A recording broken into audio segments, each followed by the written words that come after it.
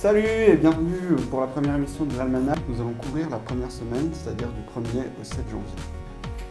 C'est vrai que c'est pratique pour travailler le numéro. Parce que imagine, on aurait commencé, je sais pas moi, du 23 décembre au 31.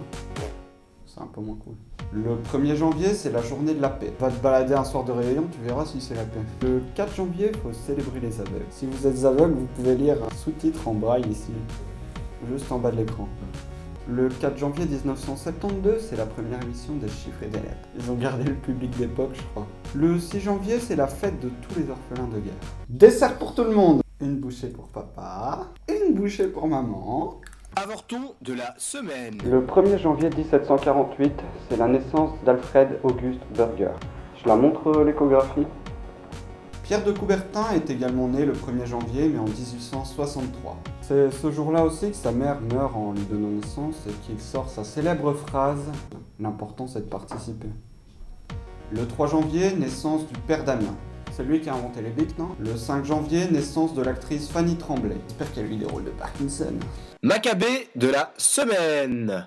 Charles le Téméraire meurt le 5 janvier 1477. Il s'est fait fusiller derrière son garde du corps anorexique.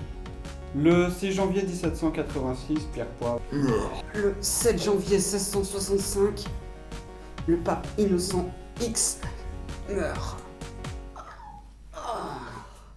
Allez, va prendre un bonbon. Je sais vraiment pas faire Hitler sans la moustache. On est où là? Page 4. 1er janvier 1808, interdiction de l'importation d'esclaves aux États-Unis. Du coup là, on devient un pélague. Un pélague. Le 1er janvier 177, Commode devient co-empereur de Rome, sans doute pour ranger des chaussettes.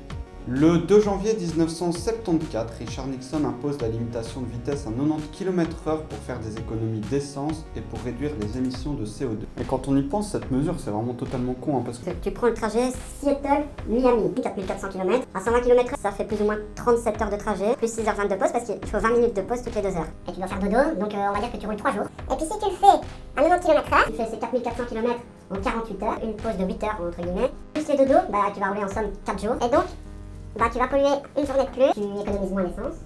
Et donc Richard Nixon est un con. Georges Boulanger devient ministre de la guerre en France le 7 janvier 1886. Il dirigeait tous les pistolets en somme. Science et glandage rémunérés. Le 1er janvier 1880, Ferdinand de Lesseps entame la construction du canal de Panama. Apparemment, ils ont fini le canal en un jour. Rome, ils ont mis plusieurs jours à le construire. On en parle des Italiens qui foutent rien, quoi. Parce qu'à part dans les mines, faut quand même bien se rendre compte qu'en Belgique, ils sont juste à la tête des syndicats. Hein. Les saints de la semaine, respectivement, Télémaque Coupaya, Gordius, Pharaïde, Déogracias, Théophanie et Polyeu.